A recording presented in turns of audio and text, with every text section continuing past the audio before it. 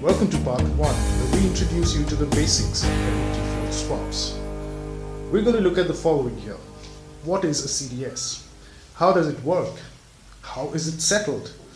What roles do buyers and sellers play in a CDS trade? And we also look at some basic terms in CDS jargon. So let's begin by asking the question, what is a credit default swap? And the answer is, it's nothing but a contract between two parties to buy and sell the credit risk of a third party.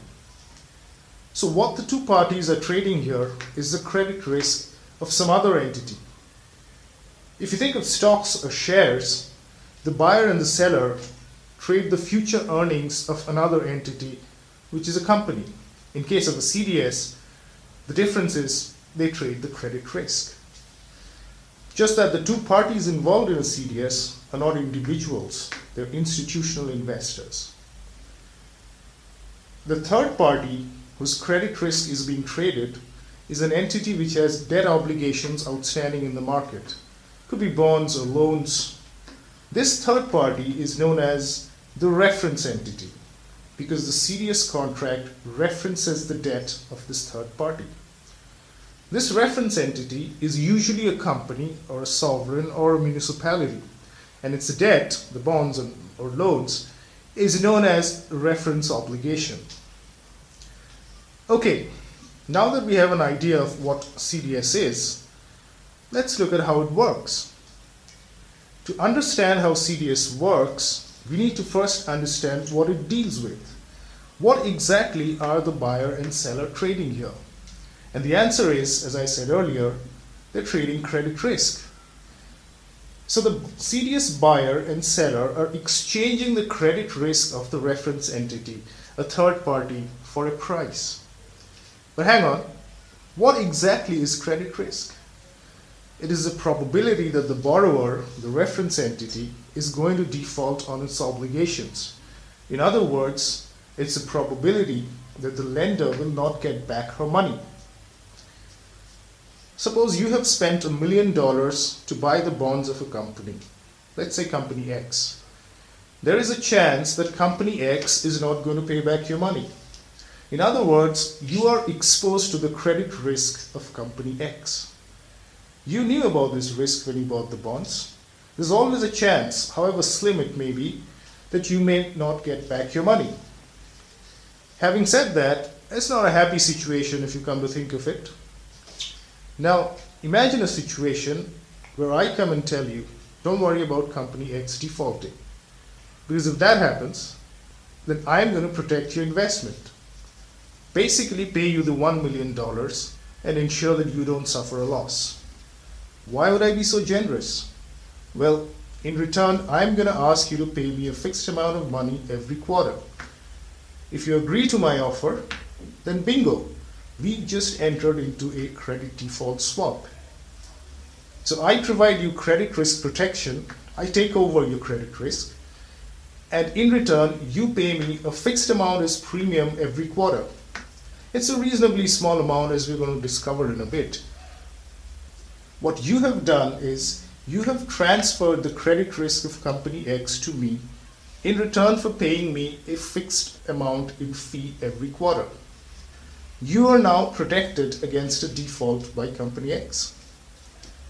But why would I make an offer like that to you? Because I think company X is not going to default. I think it's going to pay back your money when it's due.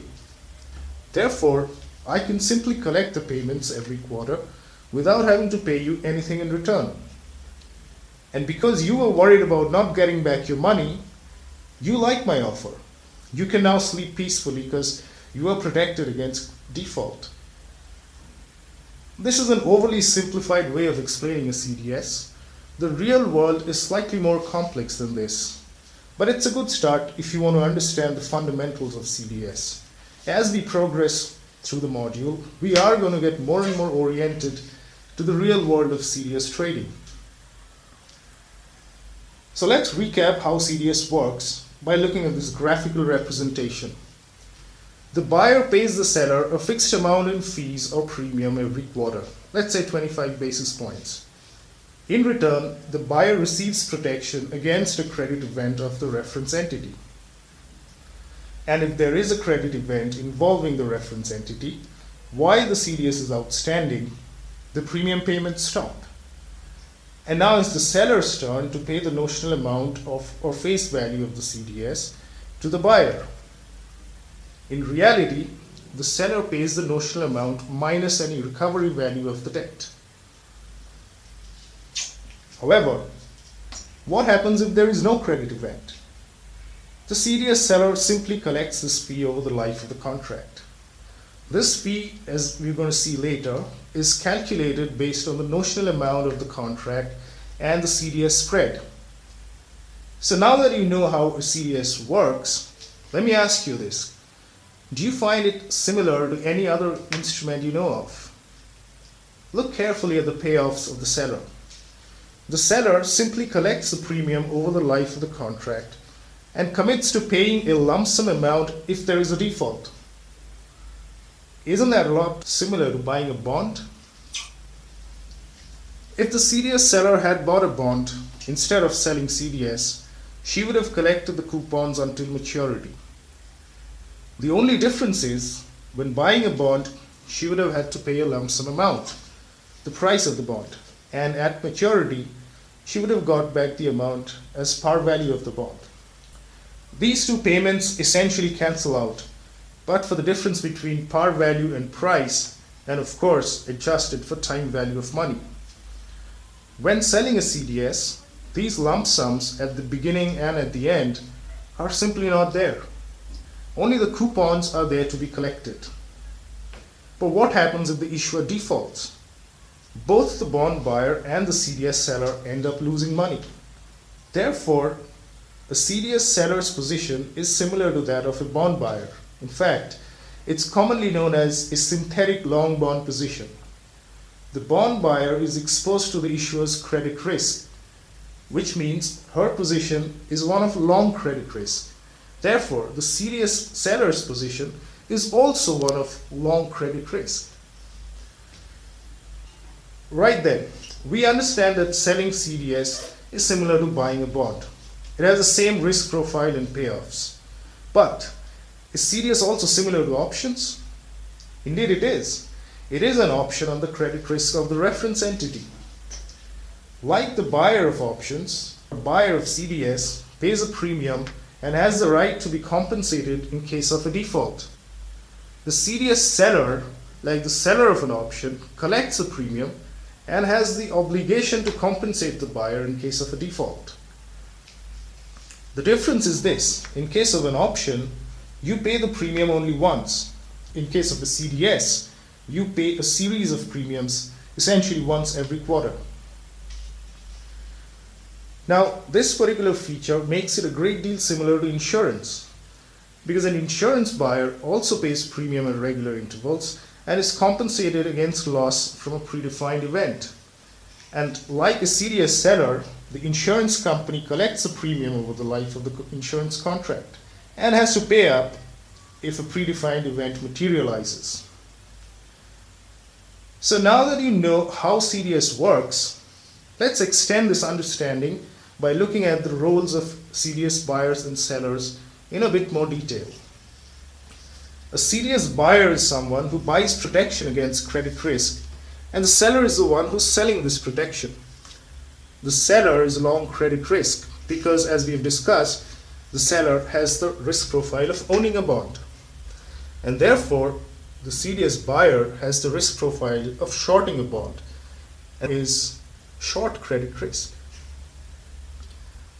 The seller stands to gain if there is no credit event while the contract is outstanding. The buyer, on the other hand, stands to gain if there is a credit event.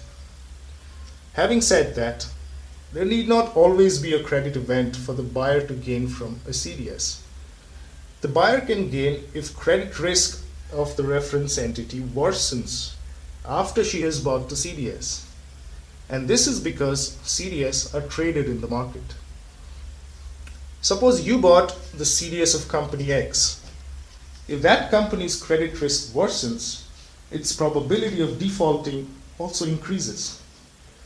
And therefore, the value of its CDS also increases because CDS provides protection against default. So you can sell the CDS at a greater price in the market compared to the price at which you bought it and book a gain.